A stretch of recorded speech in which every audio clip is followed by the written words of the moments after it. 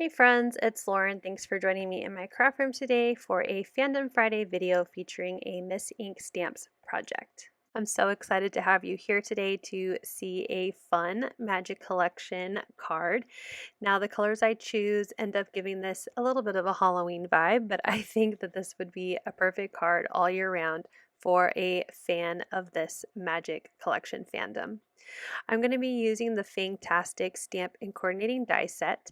I also have the Spiders stencil, and I'm going to be using the Punny Farm frame dies to create my background, and I have some pattern paper and cardstock as well as the distress oxides that I'm going to be using with my stencil. So let me get my stencil grip mat set up. I have die cut some kind of vanilla colored cardstock using the scalloped frame from the Punny Farm frame die set, and I'm using the inside cutout of that scallop frame, and I'm applying my stencil, and I'm going to use 3 different distress oxides today to create a blend. I picked colors that match the pattern paper I'm going to be using, so I'm going to start with Antique Linen as the lightest color on the top of my stencil. So I'll go ahead and pick up that color with my blending brush and add that through the top third of my stencil, and then I'm going to bring in Spiced Marmalade, and that's going to be the middle third. And finally, Rusty Hinge will be the bottom third. And I go back and forth between the colors and using my blending brush to give those colors a good blend between the 3. I'm going to clean off my stencil and put away my distress oxides, and here you can see how fun that design looks on this background. But I want to add a little bit more, so I'm going to pick up my grip mat and set that aside, and I'm going to use some Graphite Colors watercolor. There is a brown at the end of these collection of colors, so I added some water to the watercolor, and I'm going to use just a basic paintbrush to pick up the paint, and I'll go ahead and splatter that onto my background.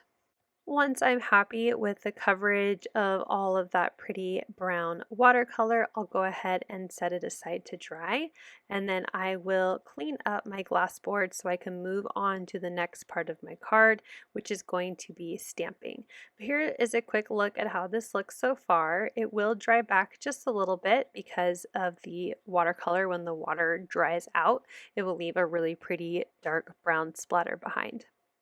I'm grabbing my stamping tool, which is I'm using a Misty, and I'm going to stamp the 3 spiders. There's 4 there, but the 4th one is like a solid image of a spider. So the 3 spiders that you can color, and I'm stamping them with an alcohol marker friendly ink, but in a kind of a light brown, and I'll go ahead and stamp that twice. I know I only show it once here, but it's going to jump, and that's because I did stamp it twice to make sure I had some nice clean crisp lines. And I'm stamping on alcohol marker friendly cardstock as well, and I'm going to use some Olo markers to color in my spider. Now I'm not going to show you the whole complete all 3 spiders because it's the same color combination for all the spiders. So I'm just going to show you how I colored in the body and a little bit more of the largest spider, and then how I colored in the legs. And again, I'm using some Olo markers. These are alcohol markers, and I'm using shades of RG, which is more of a red gray. So I'm starting with the darkest color, which is RG7, and I'm coloring that in as a shadow for my spider. So anywhere where I think would be the darkest parts of the spider, I'm going to color that in first. And then I bring in RG6 and just extend that color out. So coloring over where I already started, and then trying to bring that color out and blending between the 2. I'm going to move on to RG5, and again going over what I've already colored and bringing that color out more into the white area of my paper. And then the last shade will be RG3.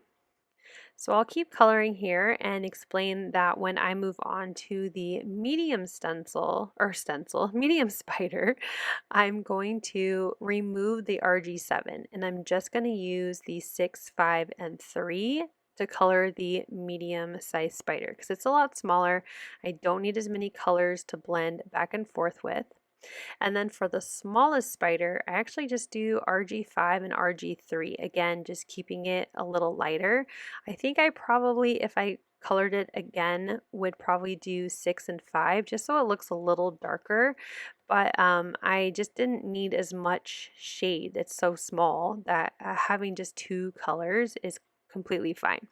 And really, you don't even need 4 shades to color in the spider. I was just trying to give it lots of depth and dimension and wanted to give it that fuzzy spider look.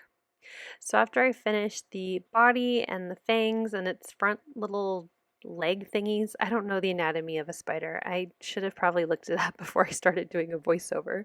I'm moving on to its legs. So I'm going to add the darkest shade of the red grays to where like the joints are of the spider, and then also as closest to the body of the spider, and then more towards the bottom, because again, that's where I envision the shadows would be on the legs of the spider. Then I'll move into that second shade, which is RG6 again, and then just like I did on the other parts of the body, I'm just coloring over where I already started and bringing that gray out a little more. There's lots of area for coloring on these spiders, so I'll bring in 5, which is the next shade, and then once I'm done with that, I'll bring in RG3. And I'm not going to show the coloring of the other 2 spiders because it's again just the same thing kind of over and over again, but like I said earlier, I'm just removing one of the shades since it's smaller and I don't need to have as many colors. I'm also going to stamp a second set of spiders, so I have an extra set for a future project. I figured as might as well as I'm stamping and coloring these spiders, let's just stamp a few more for the future. I'm going to use RK, which is the red black. It's the darkest of all of the red grays. It's very dark, almost pitch black, and I colored in the spider's eyes. So after I'm all done coloring and I have that second set, I'm going to show you why I left my stamps in my MISTI. So I did use a lighter brown ink because it was alcohol marker friendly, but I wanted a much bolder outline. So I'm going to grab my VersaFine Clair and Pinecone and I'm going to do a second set of stamping over what I've already colored, which I know is kind of scary, but that's the benefit of using a stamp repositionable tool, so like something like a MISTI where I can just stamp over and over again. And you'll see when I am done, it has a nice bold outline, which I really like on my images. The brown that I use for alcohol marker coloring is just a little too light for what I usually like. So I like to do this to darken up those outlines. And the reason why I didn't just stamp with it in the first place is because VersaFine Clair is not an alcohol marker friendly ink, so I can't color it without having some bleeding. I used the coordinating dies to cut them out, and I also did all my die cutting with the frame out of some dark gray cardstock, again the scallop frame from the Punny Farm frame die set, and then I used the largest A2 die from that same set to cut out my pumpkin pattern paper. I have all of my elements ready to go, but I wanted to stamp a sentiment on my background. So I'm going to grab the "Why is it always spider" sentiment, which I think is one of my favorite lines from the movie version of this magic collection. And so I'm just going to grab a clear block and that same Pinecone VersaFine Clair ink, and we're going to do a little bit of free stamping here.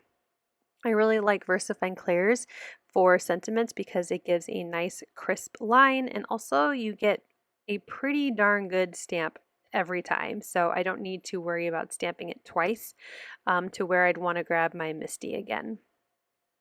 So I went ahead and stamped that at the bottom part of my stenciled panel. My watercolor splatter is now dry, and that finishes all the elements for the card. So let's go ahead and start assembling everything together.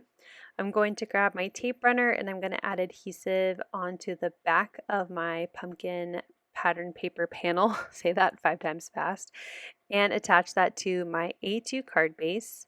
I'm going to grab some foam strips to attach the scallop frame. These are just a thin 1/8 of an inch wide, 2mm thick foam strip, and I'm going to attach that to the 4 sides of the back of the scallop frame. Once I have all that foam on there, I'll go ahead and peel off all of the release paper, and then I will center that onto my background on my card base. Now that that's in place, I'll grab my tape runner again and add adhesive to the back side of my stenciled panel, and I'm going to attach that to the card base so that it is centered with the frame. Again, these are both pieces cut from the same die, so they fit perfectly in with each other. For the largest spider, it will have a few of the legs kind of overlap with or a couple of the legs overlap with the scallop frame, but I added foam adhesive to the back of my spider except for those legs where I added liquid adhesive to attach them to the card base. I went ahead and added foam adhesive to the medium spider as well, and I'll attach that one to the card.